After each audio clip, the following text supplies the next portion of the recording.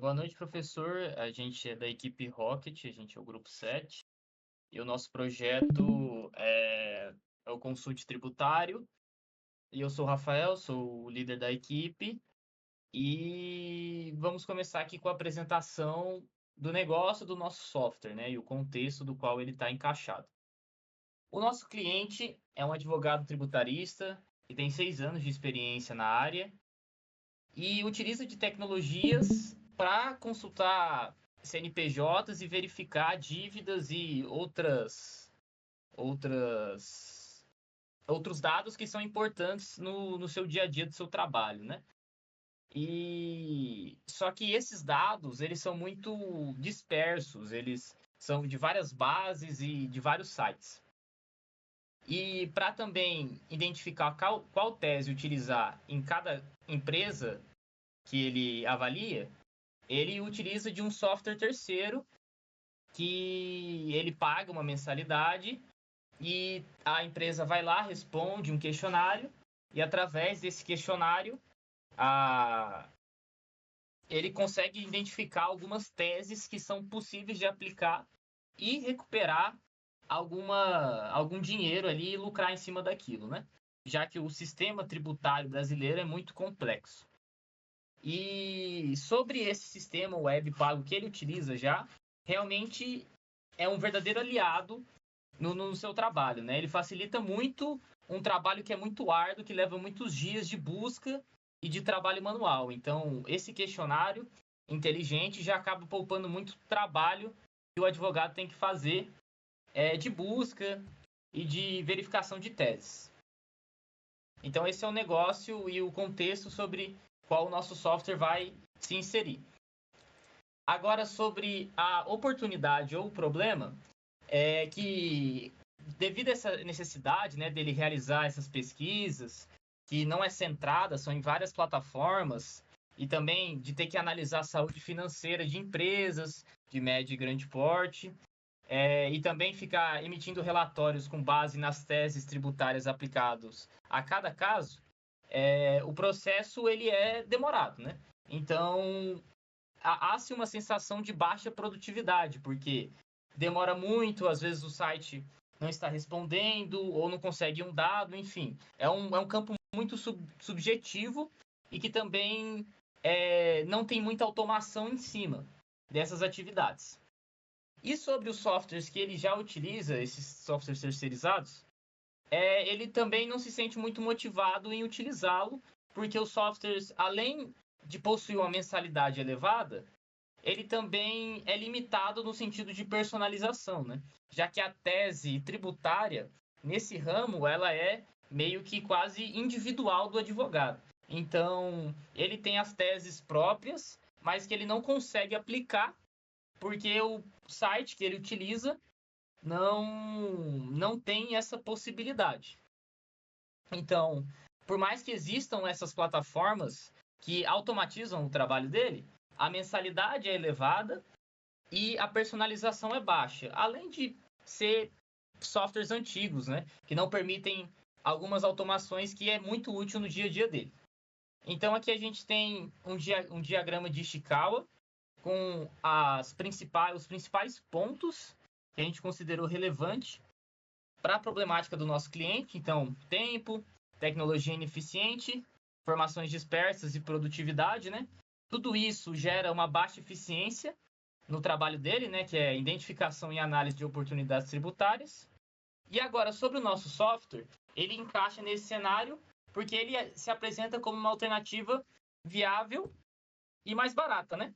Já que ele não vai precisar pagar essa mensalidade muito cara para serviços de terceiros e além de poder reduzir o seu custo mensal, podendo ter um próprio software que replique a funcionalidade ali que ele mais utiliza, né, que é o questionário inteligente, ele também pode ser um software mais personalizado, que ele possa adicionar as próprias teses, que façam relações ali com as perguntas que ele montar no questionário. Enfim, ele consegue montar o questionário mais focado nos clientes dele, né? E além disso, ele pode colocar opções, o software terá opções de consulta e de obtenção de dados que também são relevantes nesse ramo da tributação, através de APIs que são fontes públicas, né? Como a Brasil API. Então, aí que surge a oportunidade do uso e do desenvolvimento do consulte tributário, né? Uma redução ali de custo, uma personalização melhor, então uma eficiência mais alta, então uma centralização de informação através das APIs, e é nesse meio, nessa oportunidade que o nosso software se destaca. Bom, sou o Paulo, vou falar sobre o desafio do projeto. Sobre o desafio do projeto, um deles é cruzar dados obtidos via CNPJ para identificar as oportunidades tributárias, de forma precisa e otimizada. E isso exige uma interpretação certa das informações fiscais e contábeis, conforme a legislação. Outro ponto é que a equipe não possui conhecimento na área do direito tributário, e por se tratar de um software que está totalmente inserido nesse escopo de teses tributárias, tributação, impostos e afins, vamos ter uma demanda de comunicação mais próxima com o nosso cliente e por se tratar de um assunto que não faz parte da nossa realidade de estudos. E, por fim, vamos ter alguns desafios técnicos, como o aprendizado de alguns frameworks, como o Next.js, e uma necessidade de organização do GitHub, e a aplicação de uma arquitetura limpa para garantir escalabilidade e qualidade de código. E agora, sobre a segmentação de clientes, o nosso produto vai ser voltado para três perfis de usuários.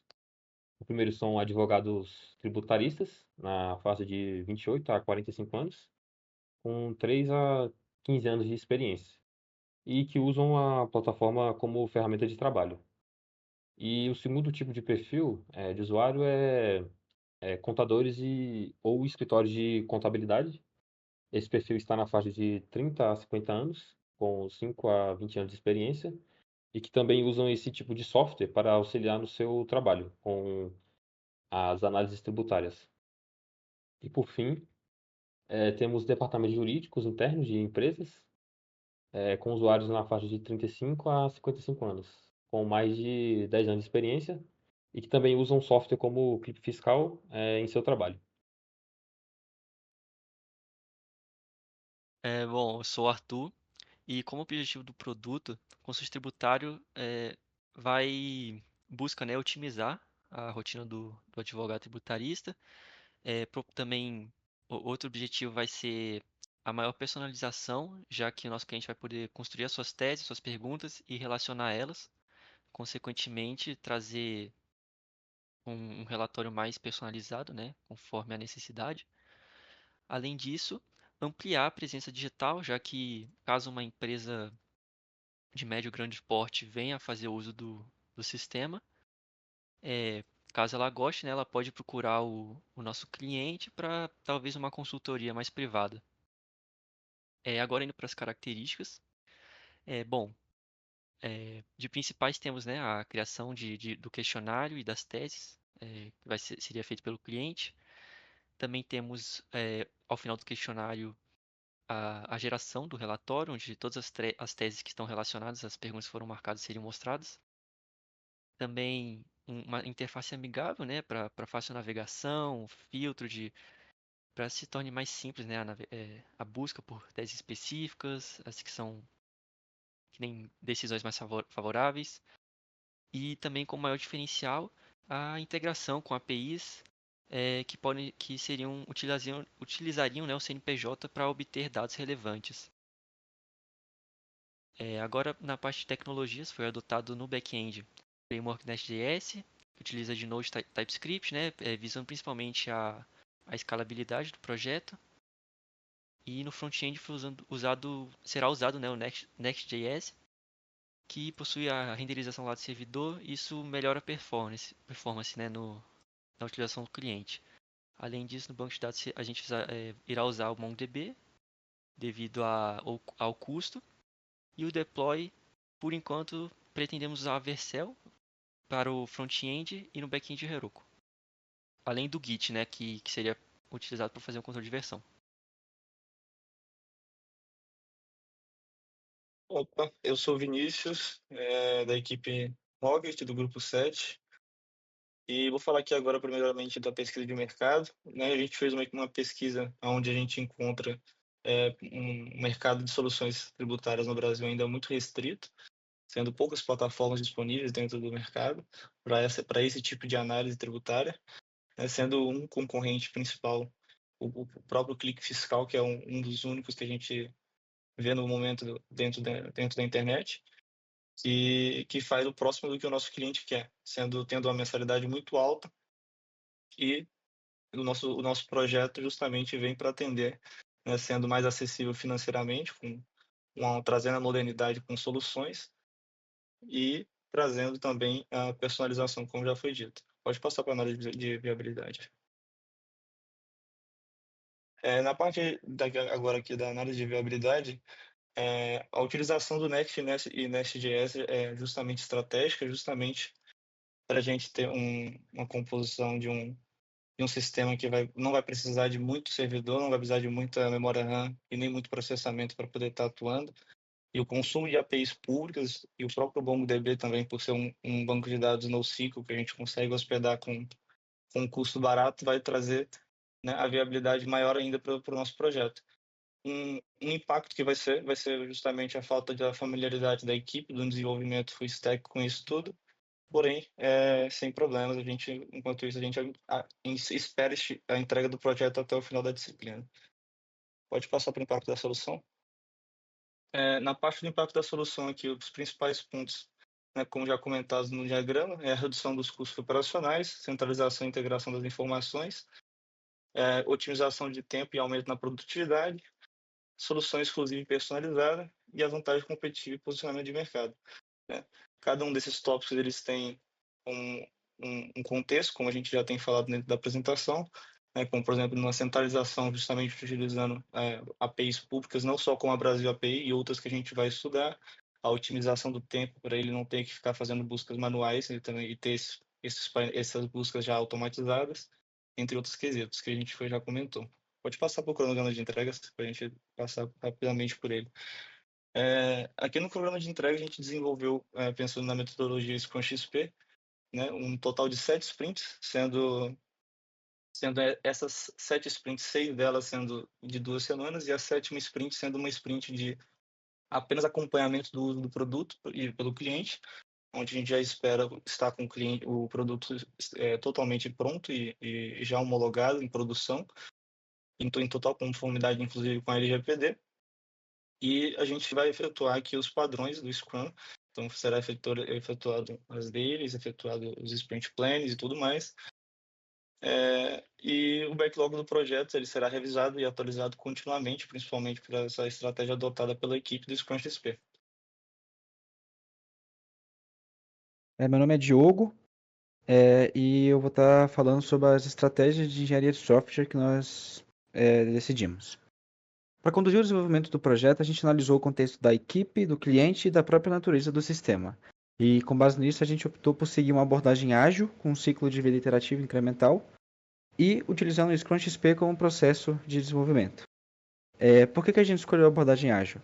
A abordagem ágil é a mais adequada porque o projeto exige flexibilidade, né? Respostas rápidas a mudanças e por nós termos uma colaboração constante com o cliente. E diferente das abordagens tradicionais, ela permite que a gente ajuste as prioridades com base no que realmente agrega valor, né? Sprint a sprint.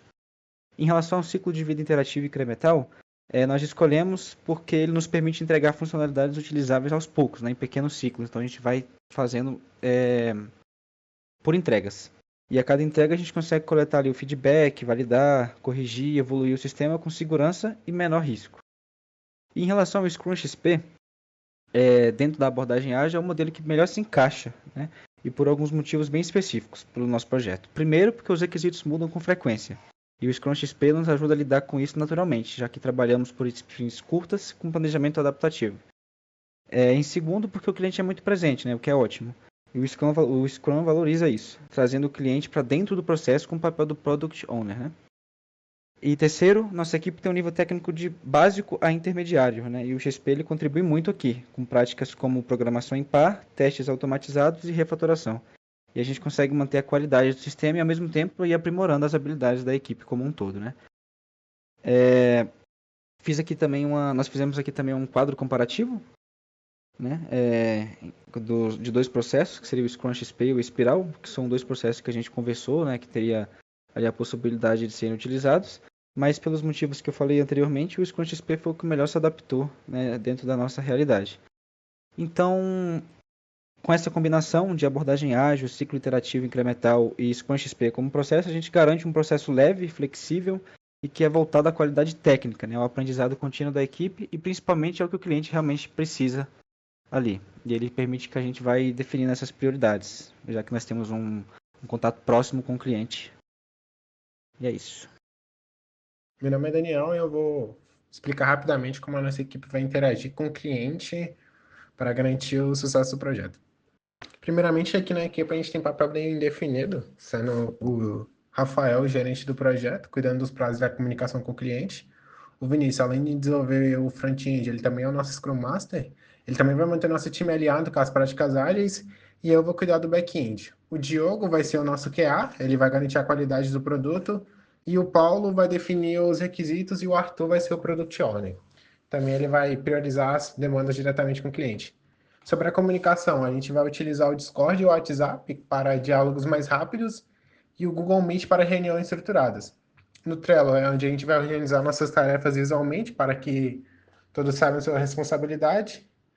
O nosso ciclo de trabalho é ágil, né? Então a gente vai utilizar aí o Discord para mostrar o que a gente está fazendo diariamente e a cada 15 dias a gente vai mostrar nossas funcionalidades prontas para o cliente para que ele teste e dê um feedback e também para que nós podemos ajustar o backlog.